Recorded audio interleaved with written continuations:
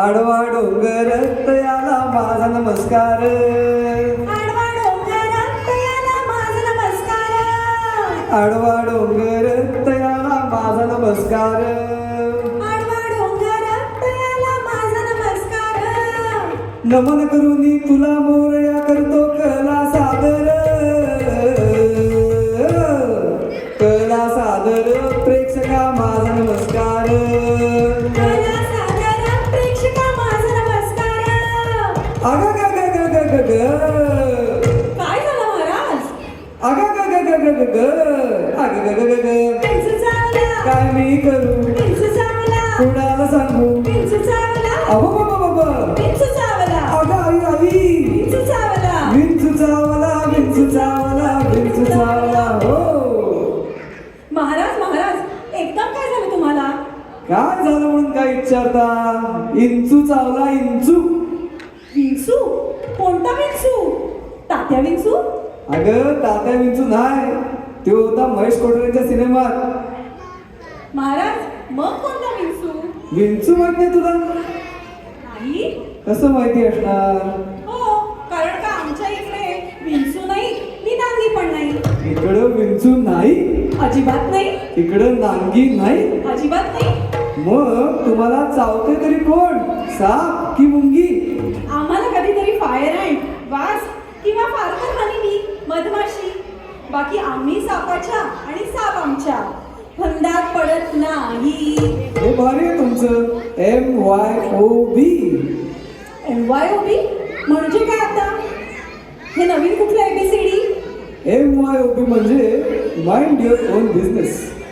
आम्ही तुमच्या फंदात पडत नाही, तुम्ही आमच्या फंदात पडू नका. कोल्हापुरी भाषेत ऐकायचं तुला? माझा नाद करू नकस. माझ्या वाटेला जाशील तर खटक्या बोट आणि जाग्या पलटी. MYOB mind your on business. अजून कळलं नाही? नागपुरी भाषेत ऐकायचं तुला? काय जामर जामर करून राहिलं बाय बच्चे कंपनी. देऊ काय कानपट्टी खाली?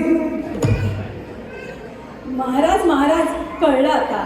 MYOB म्हणजे तुमचं तुम्ही आणि आमचं आम्ही. हे अगदी खरं आहे. इकडे म्हणजे अमेरिकेत हे असंच असतं. मग तुम्ही गाव गप्पा किंवा गॉसिप कसं करता आणि घरी सासूबाई सुनबाई MYOB कशा राहू शकतात? महाराज अमेरिकेत सासू सून काय किंवा सासरे जावई काय हे MYOBच असतात. एकतर सासर माहेरची मंडळी जास्तीत जास्त 6 महिन्यासाठी येतात. आधीच अंतर लांब, त्यात कशाला वाद. हे भारी आहे भाऊ तुमचं. ना सासूच्या सूचना ना भांडण्याचे आवाज. काय आजी आजोबा खरं आहे का?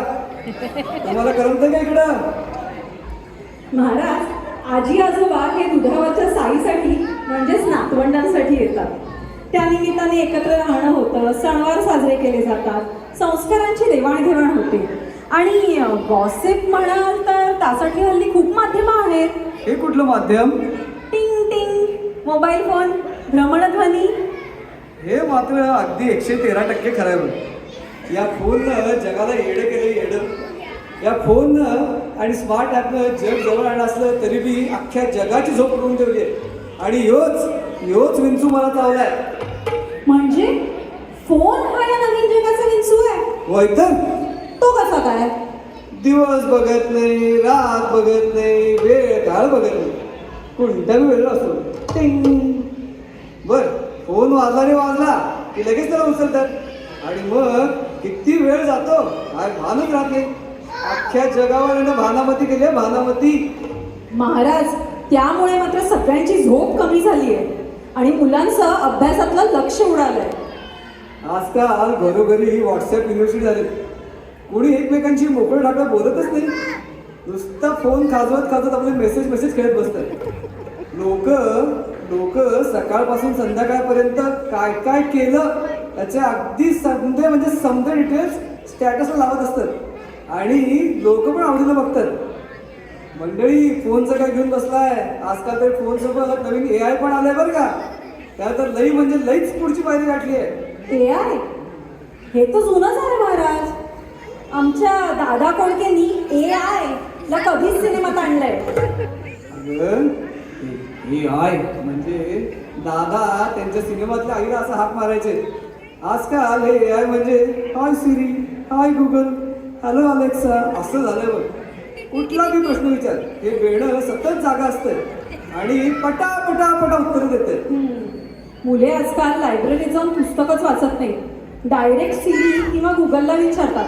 कारण त्यांना माहिती आहे आई बाबा नाहीतर AI, they knows everything. Only AI knows everything असं झालं आजकाल. तर मंडळी, ह्यो स्मार्टफोन आणि हाच AIचा विंचू मला चावलाय आणि मलाच नव्हे आजकाल सगळ्यांनाच आवाज सुटलाय. विंचू चावला, काय मी करू, विंचू चावला, कुणाला सांगू, विंचू चावला, अबबबबब. विंचू चावला, अगं आई विंचू चावला. विंचू चावला, विंचू चावला, विंचू चावला. हो, पण मग या विंचूवर उतारा काय महाराज? याची नांगी कशी ठेचायची? उतारा औषध एक. कोणता, दगड फेकून मारायचा की पेस्ट कंट्रोल? हो, फोन फोडला तर घरचे आपल्याला फोडतील. काय मंडळी, खरंय का? पण मग महाराज यावर उपाय काय? या विंचवाचा उपाय एकच, मनाचा ब्रेक, उत्तम ब्रेक. हा विंचू ज्याच्या त्याच्या मनात शिरायच्या आधीच स्टॉप, त्याला सुरक्षित अंतरात ठेवायचं. वो बोलात आहे मगर जाने का नाही. महाराज एक विचारू? विचारा ना. तुम्ही जरा आधी काही ट्रॅफिक हवालदार किंवा ट्रॅफिक पोलीस वगैरे होतात का हो? हे मनाचा ब्रेक, उत्तम ब्रेक, सुरक्षित अंतर वगैरे वगैरे. मनाचा ब्रेक म्हणजे फोनची ब्रेक. दिवसातून काही वेळ तरी फोन पासून लांब राहा. महाराज इकडे फोन दिल्याशिवाय मुलं जेवत नाही.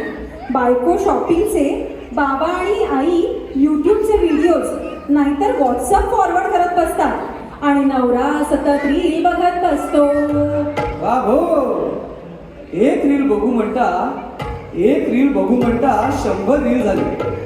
एक रील बघू म्हणता 100 रील झाले. स्क्रीन स्क्रोल करता करता विचार उडून गेले.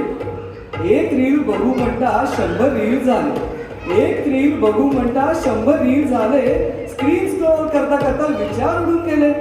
थांबायला वेळ नाही, खायला वेळ नाही, थांबायला वेळ नाही, खायला वेळ नाही, उठल्यापासून झोपेपर्यंत संवादाला वेळ नाही.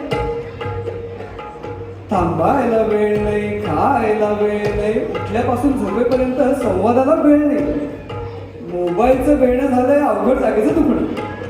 मोबाईलचं बेणं झालंय अवघड जागेचं दुखणं. खाण्यापासून धुण्यापर्यंत सतत सोबत असतं. मंडळी, आम्ही फक्त जेवढं नंतरचे हात धुणे एवढंच सांगतो बरं का. आपल्या मनातला विचार आपल्या मनातच ठेवावा. मोबाईलचं बेणं झालंय अवघड जायचं दुखणं. मोबाईलचं बेणं झालंय अवघड जायचं दुखणं. खाण्यापासून धुण्यापर्यंत सतत सोबत असणं. AI टेक्नॉलॉजीनं वाजवला आहे प्रत्येकाचा बाजा. AI टेक्नॉलॉजीनं वाजवला आहे प्रत्येकाचा बाजा. माणूस बनलाय गुलाम आणि फोन झालाय राजा. माणूस बनलाय गुलाम आणि फोन झालाय राजा. वा महाराज, काय निरीक्षण आहे तुमचं. मंडळी, हल्ली प्रत्येक घरात ही स्थिती आहे. मोबाईलच्या मागे सगळी दुनिया वेडी झाली आहे. महाराज, फार छान विषय आणि उत्तम माहिती तुम्ही सांगितली. तर मंडळी, फोनचा आणि AIचा गरजेपुरताच वापर करा. ज्ञानेश्वर माऊली काय म्हणतात 13व्या अध्यायात? किंबहुना ज्या उपाये जीव आत्म्याची भेट होय, एक जे होय त्याला